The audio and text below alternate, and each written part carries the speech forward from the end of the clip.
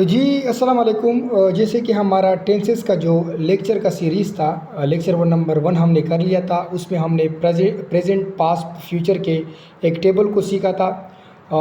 उसमें सारी डिटेल मौजूद थी, लेकिन आज हम इसको वन बाय वन पढ़ेंगे। Present indefinite. तो प्रेजेंट इंडिफिनिट में हेल्पिंग वर्ब क्या होते हैं? Do, does. और याद रखना, डू हम कब लगाते हैं? जब प्लूरल नाउन आ जाए। तो जब भी प्लूरल नाउन आए तो उसे के साथ हम डू लगाते हैं। और डज़ हम कब लगाते हैं? डज़ में एस है तो ये सिंगुलर नाउन के लिए लगाते हैं, प्लस वर्ब की फर्स्ट फॉर्म। आगे हम वर्ब की फर्स्ट फॉर्म ही इस्तेमाल करेंगे।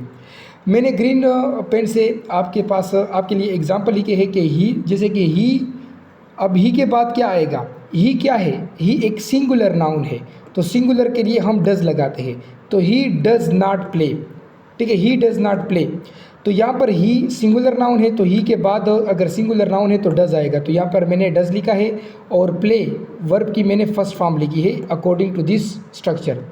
फिर मैंने लिखा है दे डू नॉट प्ले। अब मैंने ये दे क्या है? प्लूरल है, तो प्लूरल के बाद हम डू लगाते हैं, तो दे डू नॉट प्ले, और यहाँ पर भी वर्ब की फर्स्ट फॉर्म। अच्छा, अब हम आते हैं पास्ट इंडिफिनिट पर। पास्ट इंडिफिनिट में हम सिर्फ और सिर्फ क्या लगाते हैं? Helping verb did. क्या लगाते हैं? सिर्फ डिड। तो चाहे सिंगुलर नाउन आए चाहे प्लूरल नाउन आए, इसके साथ हम डिड लगाएंगे और इसके साथ वर्ब की फर्स्ट फॉर्म हम लगाएंगे। तो क्या क्या सीखा आपने? पास्ट इंडिफिनिट में हम हेल्पिंग वर्ब डिड लगाते हैं, और चाहे सिंगुलर आए चाहे प्लूरल आए, क्योंकि एक ही डिड है। ठीक है, इसमें कोई ऑप्शन नहीं है। So due to one did, so हम सिंगुलर हो या प्लूरल हो, इसके साथ डिड लगाते हैं और वर्ब की फर्स्ट फॉर्म लगाते हैं। जैसे कि ही क्या है? सिंगुलर नाउन है, तो यहाँ पर मैंने लिखा है ही डिड नॉट कम। अब कम क्या है? वर्ब की फर्स्ट फॉर्म है, और यहाँ पर मैंने ही के साथ डिड लिखा है। फिर दे क्या है? ये प्लूरल नाउन है, तो क्या मैं चेंज करूँगा? नहीं, दे के साथ फिर मैंने डिड लगा दिया। ठीक है, तो डिड दोनों के साथ लगता है। सो दे डिड नॉट कम, फिर वर्ब की फर्स्ट फॉर्म। और एक एक्सेप्शनल केस भी है कि अगर आपने डिड नहीं लगाना है, फॉर एग्जांपल आपने डिड नहीं लगाना है, तो आप वर्ब की सेकेंड फॉर्म को इस्तेमाल कर सकते हैं। ठीक है, तो वर्ब की सेकेंड फॉर्म को इस्तेमाल कर सकते हैं। फिर आपके पास है फ्यूचर इंडेफिनिट। तो इसका हेल्पिंग वर्ब क्या है? Will, shall. ठीक है, तो इसका हेल्पिंग वर्ब क्या है? Will, shall. ठीक है, और शेल कब लगाते हैं? जब सिर्फ आई हो या वी हो। ठीक है, तो तब आप शेल लगा सकते हो।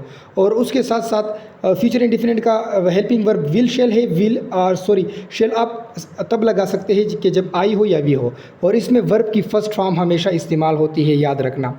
ठीक है, और इसके साथ कोई एस, ई एस या ई डी आपने नहीं लगाना है। ठीक है, तो आई और वी के अलावा आप विल जो है फ्यूचर इंडेफिनिट में आप सिर्फ और सिर्फ विल को लगाओगे। आई और वी के बाद नहीं, आई और वी के अलावा आप सिर्फ विल को लगाओगे। जैसे कि अब देखो ना, एक जुमला है। ठीक है, ही विल प्ले। अब ही विल प्ले, ही क्या है? ही आई वी में आता है? नहीं, तो यहाँ पर विल लगेगा। तो ही विल प्ले, और वर्ब की क्या लगेगी? फर्स्ट फॉर्म लगेगी। अगर मैं वी लिख दूँ तो वी के साथ विल लगेगा? नहीं, तो वी के साथ क्या लगेगा? शेल लगेगा। ये देखो मैंने शेल लगाया है। तो इस स्ट्रक्चर को देखो, विल शेल हेल्पिंग वर्ब है, शेल सिर्फ आई वी के साथ लगता है, तो वी शेल प्ले, और वर्ब की फिर फर्स्ट फॉर्म। अच्छा, अगर मैं कहूँ कि आई विल कम, तो ये गलत है। क्यों? क्योंकि आई के बाद हमेशा शेल लगता है, तो यहाँ पर विल नहीं लगता। ठीक है, अगर मैं कहूँ कि आई शेल कम, तो ये ठीक है, और वर्ब की फर्स्ट फॉर्म भी इस्तेमाल करनी है। फिर आता है प्रेजेंट कंटिन्यूस।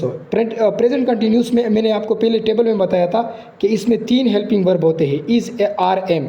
इज़ सिंगुलर के लिए आता है, आर प्लूरल के लिए, और आई और एम जो है ये आई के लिए लगता है। ठीक है, यानी कि आई के एम से पहले आई लगता है।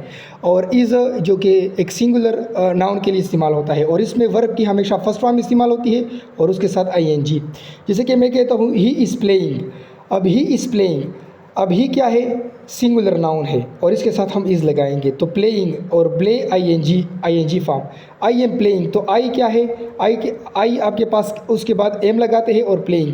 दे आर प्लेइंग, तो दे क्या है? प्लूरल है, उसके बाद आर लगता है, तो सो दे आर प्लेइंग।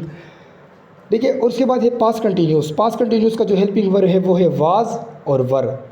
वाज लगाते हैं सिंगुलर के लिए और वर लगाते हैं प्लूरल के लिए। लेकिन एक्सेप्शनल केस भी है, जैसे कि एज इफ़, एज ता, वुड देट। ठीक है, एज इफ़, एज ता, वुड देट, इसके लिए हमेशा वर लगाते हैं। तो इतना समझ लो कि वाज के लिए सिंगुलर और वर के लिए प्लूरल लगाते हैं, और इसमें वर्ब की फर्स्ट फॉर्म और इसके साथ आई एन जी, जैसे कि ही क्या है, एक सिंगुलर नाउन है तो इसके बाद वाज लगेगा, तो ही वाज प्लेइंग। दे क्या है, ये प्लूरल नाउन है तो उसके बाद वर लगेगा, और दे वर प्लेइंग और आईएनजी फॉर्म। उसके बाद आखिरी है फ्यूचर कंटिन्यूस हो, इसके साथ विल बी और शेल बी हम लगाते हैं, शेल बी, विल बी और शेल बी हमेशा आई और वी के लिए लगता है, और इसमें वर्ब की फर्स्ट फॉर्म और आईएनजी फॉर्म इस्तेमाल होती है। जैसे कि ही विल बी प्लेइंग, अब ही क्या है, ये आई वी में नहीं है तो यहाँ पर विल भी आएगा और प्लेइंग आईएनजी फॉर्म। ठीक है, जैसे कि मैं कहूँ कि आई शेल बी प्लेइंग, तो आई के बाद क्या लगेगा, शेल लगेगा, और आई शेल बी लगेगा और प्लेइंग। अगर मैं कहूँ कि वी शेल बी लफिंग, तो यहाँ पर वी है तो यहाँ पर फिर शेल लगेगा और यहाँ पर laughing. So this is all about हो, आप एक दफ़ा नज़र दोहरा लो, इस पर स्क्रीनशॉट भी ले सकते हो। सो ये आपके पास पूरा एक हाफ सेक्शन है, इंशाल्लाह हाफ सेक्शन को हम अगले वीडियो में कवर करेंगे।